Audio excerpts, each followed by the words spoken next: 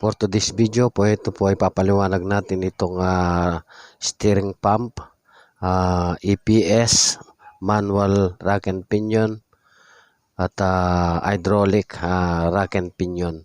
Ito po yung ating topic ngayon. Kung ito po, umpisan po natin dito sa manual rack and pinion. Ito po ay may parehas din po na may rack bar na may spline, at ito po yung kanyang worm shafting na may bearing. Ito po yung kanyang mga gamit lang. Tapos itong kanyang spring sa adjustment. Tapos may plastic bushing at itong aluminum pinaka-bushing niya dun sa kanya sa kabila. Yan lang po yung gamit ng manual rack and pinion, kaya medyo matigas, wala po sumusuporta na electrical or module or hydraulic. Yan lang po, kaya medyo matigas tong manual rack. Tapos po yun po, napakadaling gawin po, kaya yung mga mekaniko, ito lang po yung madaling ginagawa noon. Ngayon nag-upgrade, umirap ng konti yung ang rack and pinion na to, naging hydraulic rack and pinion. Gumamit siya ng steering pump at hydraulic rack and pinion. Yun, nag-combine yun ng steering pump at itong hydraulic rack and pinion pong to. Hydraulic rack and pinion pong to siyang nagpapaikot sa kanyang mga gulong, dahil may tie rod siya, may nakakonekta doon sa tie rod. Pag inikot mo pong ganyan yan, ang tie rod sasama, dahil yung tie rod nakadugtong dito sa kanyang gulong. Siya pong nagbibigay direksyon sa manibela at sa mga gulong. Diyan po ang ano niyan, yung nagbibigay ikot at yung rack bar niya yan, at saka yung sa shafting worm na yon, yung sa taas yan po yung inikot kong yan, ay siyang nagpapaikot sa manibela. May wheel steering po siya sa taas, diyan po nakakonekta, may universal joint na shafting doon. Ang steering pump pong yan, pag umiikot, siyang magbibigay ng supply. Balik po tayo dito sa steering pump na to. Yung steering pump na po to, may oil seal dito. Ayan, tulad yan po, wala ng pressure. Pag lumalabas na po yung pressure dito sa kanyang oil seal, lalabas tong power steering fluid. At pagkaubos po ng titigas din yung manibela at iingay pa yung power steering pump na to. Kaya tulad nito, may tagas, kaya maingay po siya at tumitigas yung manibela pag naubos ang power steering fluid niya. Kasi po, siyang nagsusupply din ng, kaya lumalambot tong rack and pinion, siya ring nagsusupply ng fluid at para lumambot yung rack and pinion, hydraulic rack and pinion. Ito yung nagpapalambot itong pump na to. Siyang pag umikot po to, tulad nito, pag umikot to, magsusupply siya ng fluid. Kukuha ng fluid dito sa kanyang tank, tapos papayikot siya papunta doon sa rack and pinion hydraulic. Yan po ang trabaho ng pump na yan. Ayan po yung hydraulic rack and pinion. Yan po yung kanyang worm shafting, may packing, may oil seal. Ayan po lahat yan ng mga gamit ng rack and pinion. Mga sa loob niya may oil seal. Yan po. Rack bar, tie rod, mga tube. Yan po yung housing ng rack and pinion at bar. Yan po yung rack and pinion hydraulic. Ito po siya yung lock, alisin to. Tapos bubunutin po ito, nabubuno naman to. Ayun po yung oil seal yan, pinalitan na natin. Ayan o, dito siya. Ganyan po yung posisyon niya. Ito yung mukha, ayan o. May bearing po yan sa loob, ayan o.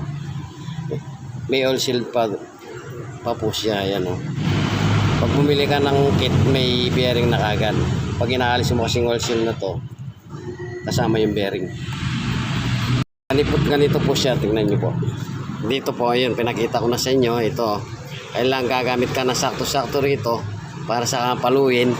Pagpalo mo, sandaling-sandali lang po, oh. Ayun. Ayan po, oh. Naalis na kasama yung bearing. Ayan po, oh. Kasama yung oil seal. Napaka-basic, eh.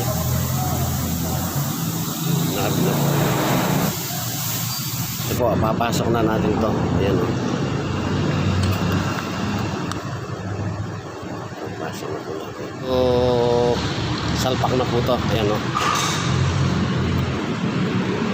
Pasok mo ng oil seal, hindi masugatan. Ganyan po ang posisyon ng oil seal pag pinapasok. Yan po, ganyan, no.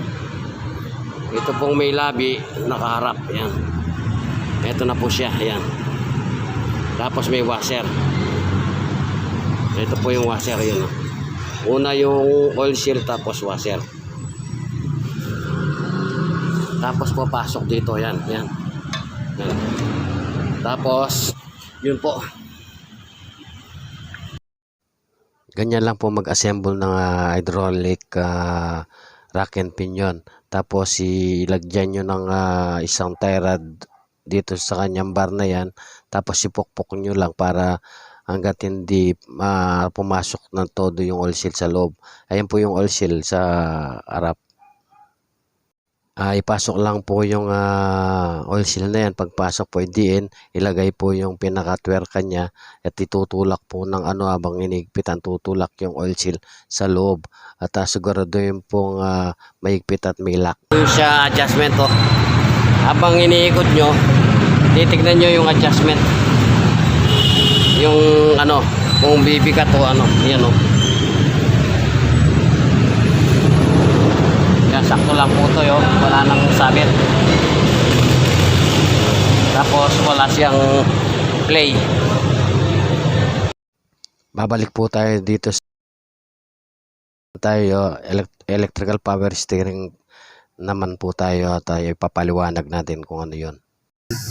Sige. Sige, okay. Ano mo? Para makakuha natin yung EPS rack and pinion. Hindi mo po madukot hanggat hindi mo ibababo. Kailangan po nang nakakonekta dito sa kanyang I-beam. Bawa po. Ayan po yung EPS rack and pinion. Yan po yung steering wheel cover niya. Yung isa nandyan po yung busina. Nandiyan po yung airbag, nakakonekta po dun sa, ayan po yung pinaka-housing niya. Diyan po yung airbag at saka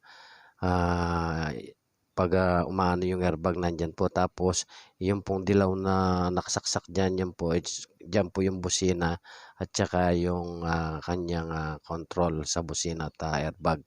Yan po ang ribbon. Yung unang pinakita ko po sa inyo, yung electrical power steering. Iba po to, dalawang klase po yan. Yung isa pinapaandar ng motor din kaso at saka electric, kaso ito po ang nagpapaikot belt. Yung unang pinakita ko po, granay po siya, kaya dalawa silang klaseng electric power steering. Kuryente, pero parehas po silang kuryente at may motor, pero yung nagpapaikot iba po, ito belt siya. Ito po yung electric control unit niya, yung nagsusupply dito sa power ng EPS electrical power steering. Yan po yung nagbibigay supply ng kuryente papuntang motor at saka sa mga kanyang module. Yan po yung naka-assign yan sa control. Yan po yung EPS control. At ipapakita natin lahat ng mga gamit ng EPS. Tulad ng EPS rack and pinion. Yan po yung reduction gear niya. Yung nagpapaikot dito sa rack and pinion. At ayan po, makikita nyo po yung mga connection. Ayan po yung mga connection galing sa module niya, tsaka sa shafting, or ayan po yung kanyang EPS. Salamat po.